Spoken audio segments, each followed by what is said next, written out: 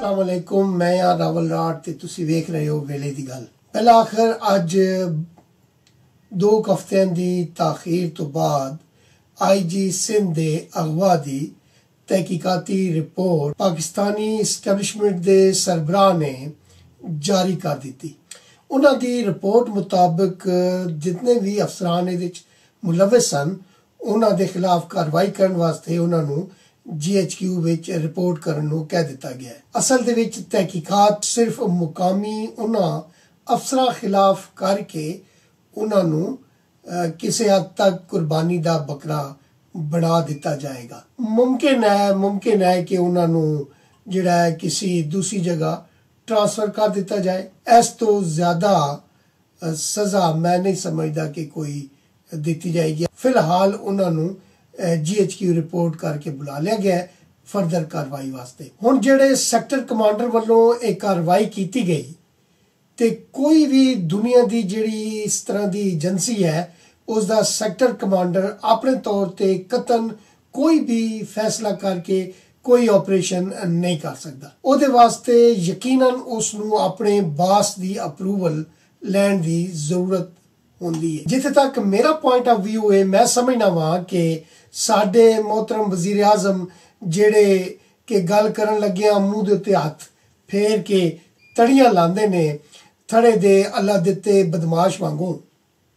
माफ करना, मैं गलत लफ्ज इस्तेमाल कर गया। मैं वो थड़े दे अल्लाह दिते नूं कहा। उन्हां दे लाडले है ने जनरल हमीद साहब जेड़े मुतवक्को तौर ते साडे आने वाले आर्मी चीफ भी है ने। इत्थे इमरान साहब ने मैं समझना वा कि जनरल हमीद साहब नूं अपने मूंह ते हथ फेरन वाली कार्रवाई नूं अमली जामा पहनाण वास्ते हुक्म दिता होना है कि तुसी सिंध दे विच कैप्टन सफदर दी मंजी ठोको। उन्हां अपने बास दा हुक्म मनदे होए अपने सैक्टर कमांडर नूं यकीनन इस ऑपरेशन दी अप्रूवल दिती होनी है। जिथों तक रेंजर दे अफसरां दा ताल्लुक है ते उन्हां नूं यकीनन वफाकी वजीर दाखिला एजाज शाह जिस तरह के मशहूर है कि वो टंगा भन्नण वाले भी ने, उन्हां ने यकीनन अपने मातहत रेंजर नूं हुक्म दिता होना है कि अगर फर्ज करो कि IG FIR नहीं करदा ते तुसी हर तरह दी जिहड़ा है वो प्रेशर पा के ਉਹਦੇ ਕੋਲੋਂ FIR कटानी है। इसी तरह सैक्टर कमांडर ने अपने रेंजर अफसरां दी मदद की होनी है। हुण असल हुक्म जारी किया है वजीर आजम ने जनरल हमीद नूं।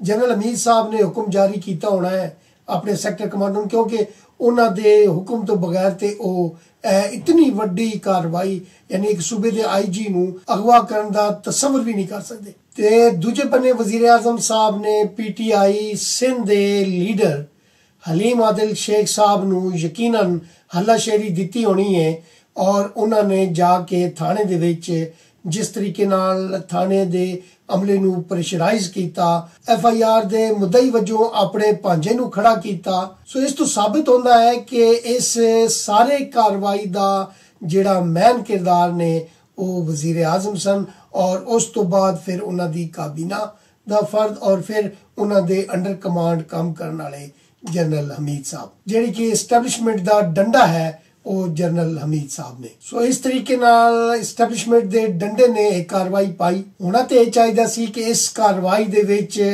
जेड़े मास्टरमाइंड ने उन्हां तो लैके और थल्ले अफसर तक सारियां नूं इस तहकीकाती रिपोर्ट दे विच मैंशन किया जांदा और उस तो बाद फिर पाकिस्तान दे आइन और कानून दे तहत उन्हां दे खिलाफ कार्रवाई की जाती। पर जिस वेले फैसला करने वाली कुवत कुछ होर फैसला करके बैठी होवे उस वेले इस तरह दे सिर्फ ख्वाब ही वेखे जा सकते हैं। रेंजर ते ISI दोवें वफाकी इदारे ने, दोवें वजीर आजम दे अंडर कमांड ने और वजीर आजम साहब इस तो पहले इस केस बारे की फरमा चुके ने कि सारा कुछ कीता धरिया झूठ है, फ्रॉड है और ये हुकूमत सिंध की कार्रवाई है, जिस तो साबित होता है कि वजीर आजम साहब अपने वालों की गई सारी कार्रवाई हुकूमत सिंध खाते पा रहे ने और हुण वजीर इतलात भी उन्हां किरदारां दे खिलाफ कार्रवाई करने के बजाय जिहड़ा विक्टिम जिन्हों अगवा किया गया है उहदे खिलाफ कार्रवाई की